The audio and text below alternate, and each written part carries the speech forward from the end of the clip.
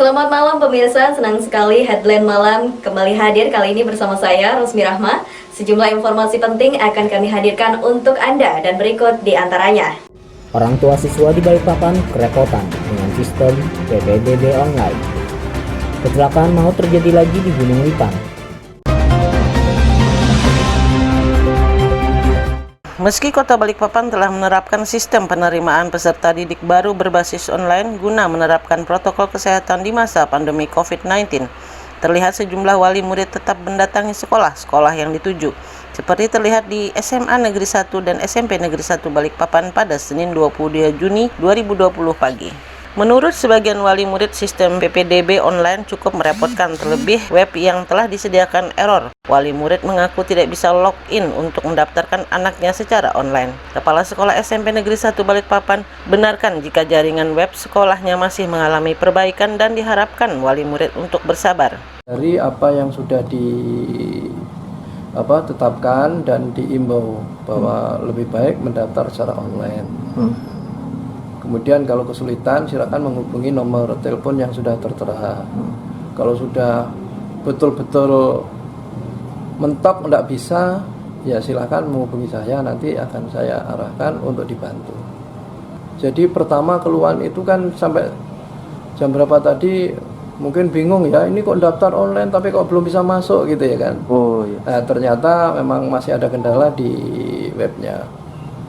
Nah, itu masih diperbaiki. Namanya uji coba hari pertama di launching, kemudian dimanfaatkan banyak orang kan pasti ada kendala. Sedang dalam perbaikan. Tadi kan, itu aja kendalanya di situ, dia nolak dimasukkan tanggal lahir, nolak gitu loh. Mungkin karena ada gangguan kali ya, makanya saya langsung ke sini aja. Katanya suruh langsung ke operatornya aja. Ini dikirim data ini dikirim ke operator aja. Masih mau dikirim belum? Mau dikirim dulu Bu ya. Iya. Tapi tadi sempat nggak terkirim berarti Bu ya? Belum, kan tadi udah daftar. Ini kan, ini sudah daftar. Iya. Udah dapat kode ininya, verifikasi. Tinggal ngeprint cetak biru aja. Oh, tinggal dicetak aja. Mau Aneh aja. Iya, pas lihat online. Lewat online ya. Kirain kan abis online kan kita dapat verifikasi itu kita print kan. Kirain ke sekolah sebagian nggak langsung kirim ke nomor panitia saja. Oh, tapi nggak ada kendala Bu? Nggak ada sih. Tapi kayak bapak ini kasihan yang nggak ngerti ibunya tuh loh. Online kan ada yang nggak ngerti juga soalnya. Muhammad Idris melaporkan dari Balikpapan.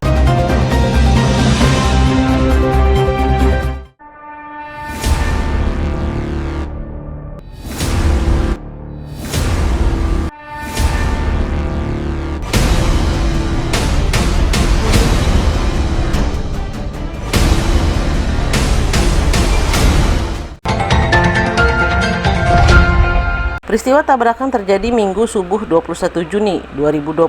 Mobil Avanza Veloz putih bernopol KT 1297DR datang dari arah Kelurahan Harapan Baru menuju arah Kota Samarinda. Di jalan menanjak yang dikenal dengan sebutan Gunung Lipan itu, mobil yang dikendarai Marianus Dedi 20 tahun bersama Muhammad Ipran 15 tahun secara bersamaan berhadapan dengan dua sepeda motor.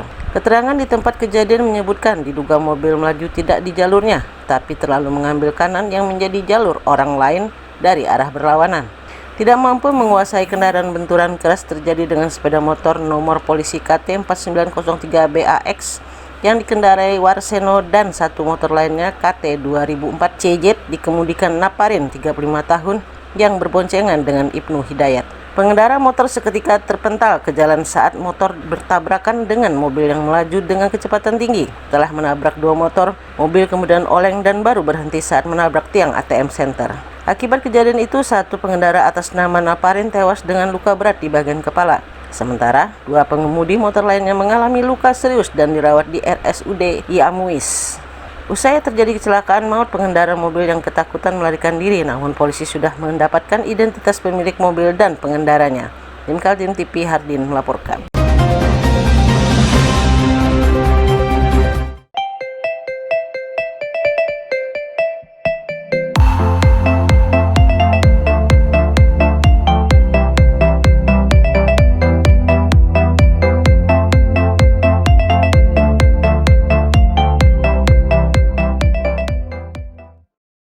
Lurah Telaga Sari, Balikpapan Kota dinyatakan reaktif saat mengikuti rapid test massal Sabtu lalu. Kini untuk memastikan apakah lurah tersebut positif atau negatif, lurah tersebut melakukan tes PCR dan melakukan isolasi mandiri.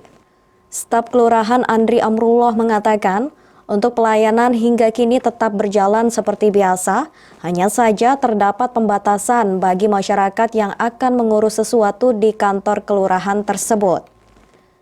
Bahkan seluruh staf juga meningkatkan pengamanan diri, yang sebelumnya hanya mengenakan masker, kini menggunakan sarung tangan dan face shield. Pada hari Sabtu, informasi yang saya dapat dari Pak Lurah, Bapak melakukan rapid test di Puskesmas Kelurahan Telagasari dan hasilnya adalah reaktif. Setelah itu Bapak melakukan isolasi mandiri. Hari Minggunya Bapak melakukan lagi rapid test kedua di Puskesmas Gunung Bahagia dan alhamdulillah hasilnya no reaktif. Pada hari ini, hari Senin, Pak Lurah melakukan lagi swab untuk meyakinkan apakah ini positif atau tidak di rumah sakit umum daerah. Lebih lanjut, Andri mengatakan lurah yang reaktif tersebut diduga usai kontak erat dengan salah satu warga yang mengurus keperluan di kantor kelurahan dan saat hendak pergi keluar kota, warga tersebut dinyatakan positif COVID-19. Dari Balikpapan, Muhammad Idris melaporkan.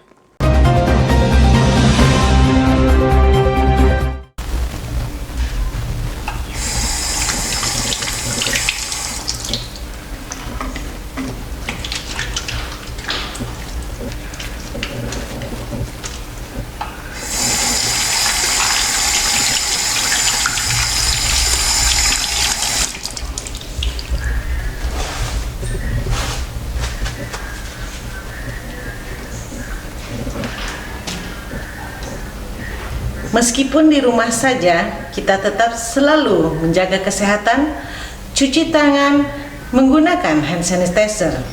Ingat, mulailah dari diri sendiri.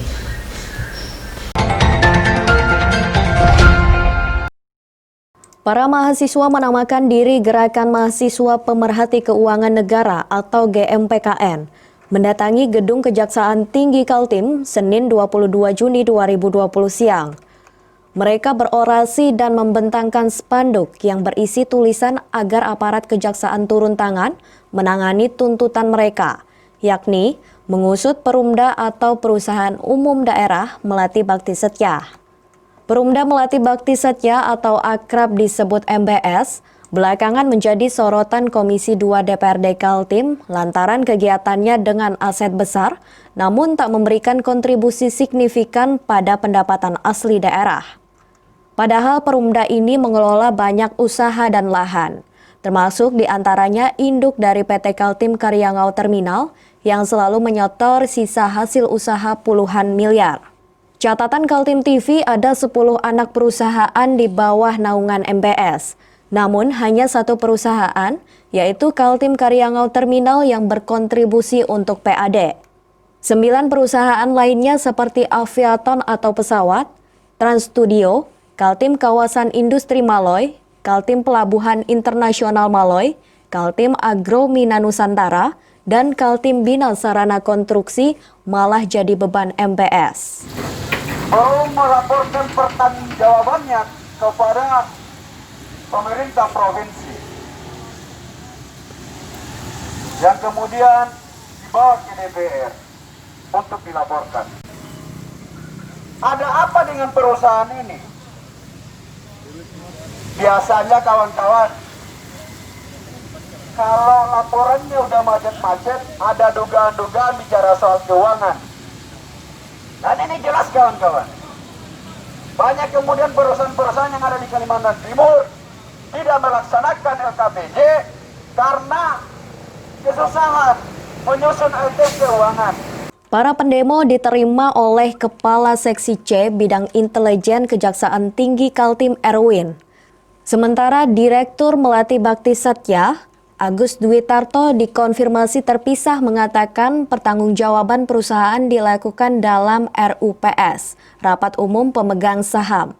Pihaknya juga sudah berkoordinasi dengan BPK dan BPKP sehingga kecurigaan para mahasiswa kemungkinan terjadi pada manajemen periode sebelumnya. Lanjut ini nanti kami akan laporkan ke pimpinan, mudah-mudahan ada tindakan. Tim Kaltim TV melaporkan.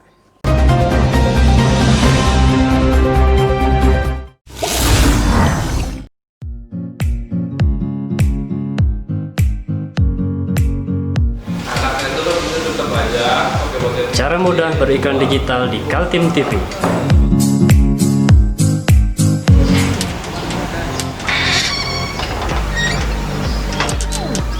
Yang pertama, jadilah sahabat Kaltim TV.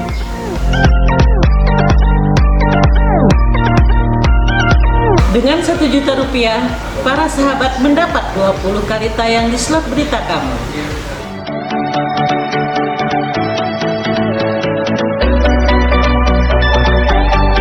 Dengan 20 detik dapat menjangkau 20.000 penonton. Anda beruntung karena mendapat kesempatan perdana dari kami. Ayo jadilah sahabat Kaltim TV.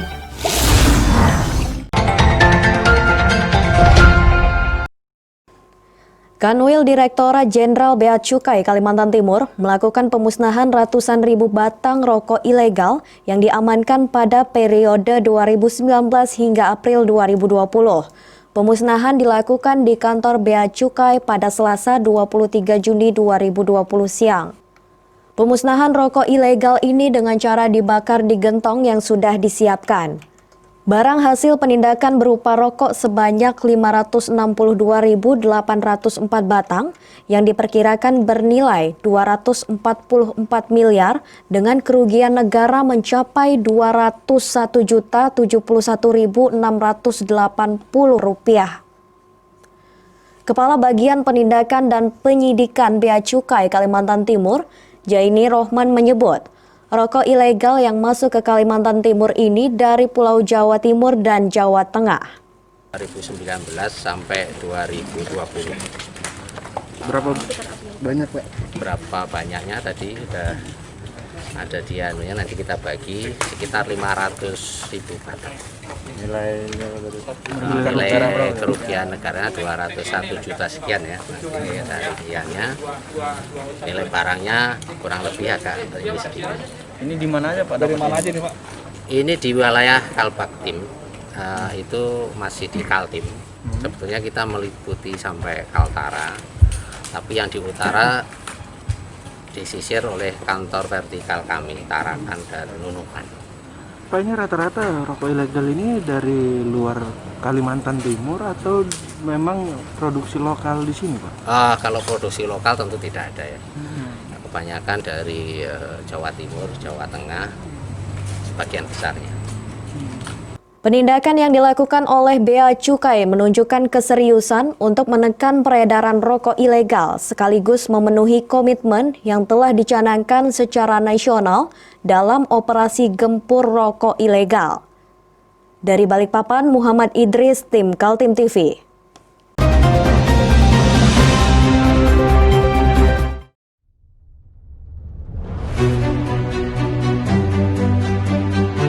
Ini kita ada kegiatan untuk membungkus sembako untuk dibagikan ke masyarakat yang membutuhkan karena COVID-19 ini. Semoga kita sukses semua. Amin. Harus kerjasama yang bagus.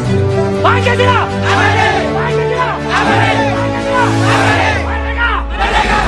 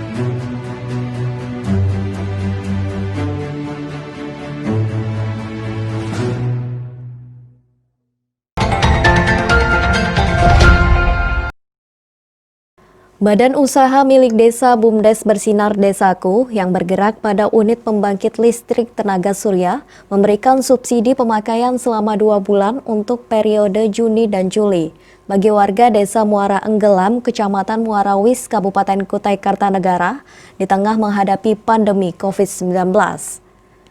Ketua BUMDes Bersinar Desaku Ramsyah menjelaskan seiring dengan adanya peraturan dari pemerintah pusat hingga kabupaten terkait adanya pemberian subsidi bagi warga yang terdampak, maka pihaknya juga memberikan subsidi kepada pelanggan PLTS selama 2 bulan.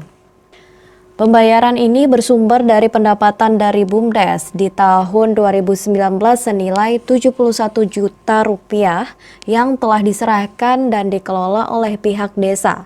Selanjutnya, melalui anggaran perubahan belanja desa di tahun 2020 ini, maka disepakati untuk mensubsidi pemakaian di bulan Juni sampai Juli dengan total pembayaran hampir 27 juta rupiah.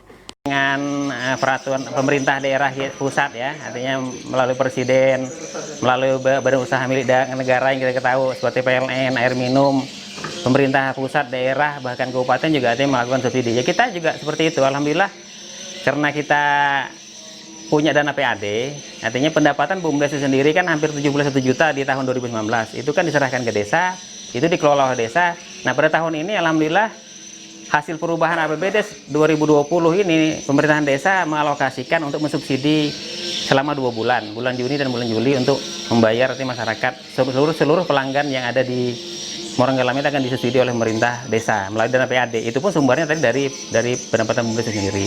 Yang disubsidi ini 350.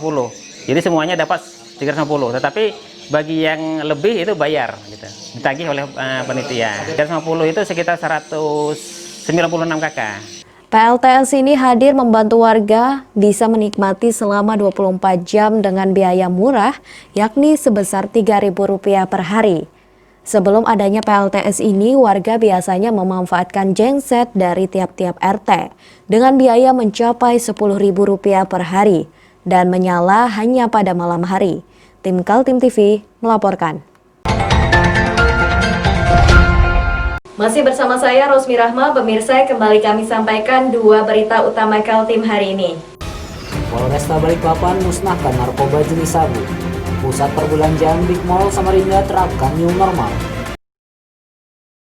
Narkoba jenis sabu-sabu seberat 1.156 gram dimusnahkan oleh Res Narkoba Polresta Balikpapan dengan disaksikan oleh Kejaksaan Negeri Balikpapan, kuasa hukum tersangka dan 3 orang tersangka pada Selasa 23 Juni 2020 pagi di ruang utama Polresta Balikpapan.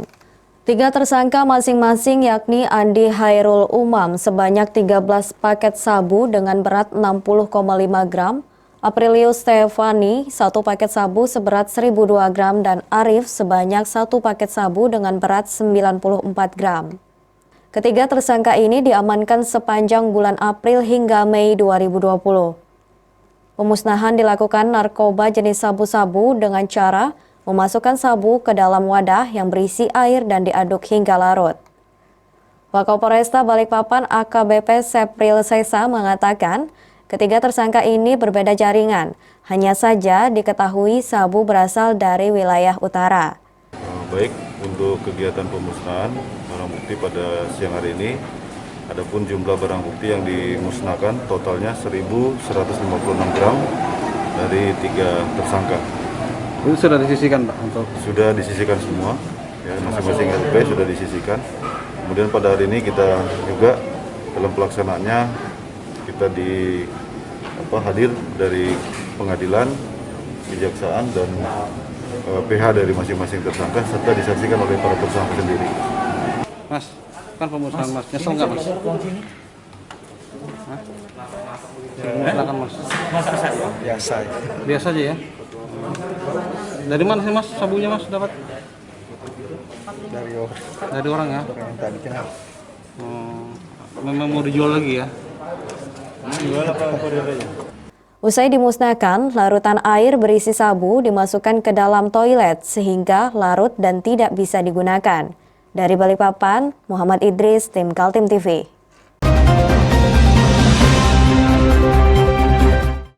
Suasana di Kota Samarinda mulai bergairah lagi.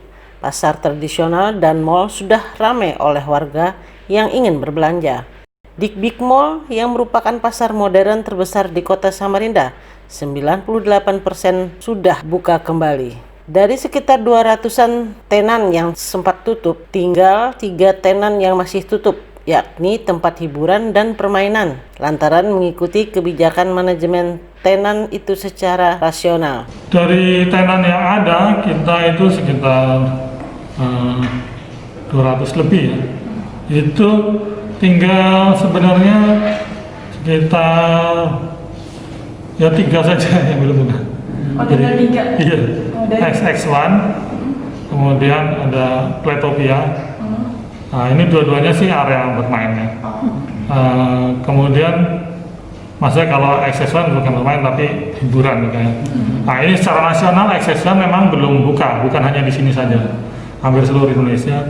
Mereka masih menyiapkan protokol, kemungkinan katanya sih awal Juli mereka akan buka untuk kembali menghadirkan film-film di bioskop mereka dengan protokol kesehatan, tentunya dari mulai antri karcis, dari duduk, dari ruang-ruang yang umum dipakai oleh para pelanggan. Kemudian kemungkinannya ini di minggu-minggu pertama atau kedua bulan Juli. Ini informasi terakhir yang kita dapat, tapi kepastiannya memang belum ada. Selama COVID-19, Big Mall sempat ditutup selama 1 bulan lantaran mengikuti anjuran pemerintah agar penyebaran virus corona tidak merebak. Saat menjelang Idul Fitri, Big Mall sudah buka lagi, walaupun dengan menerapkan protokol kesehatan yang ketat dan pembatasan jam buka. Kemudian setelah kita lihat periode setelah Lebaran, ternyata untuk kunjungan dari pelanggan-pelanggan itu tidak turun, jadi stabil.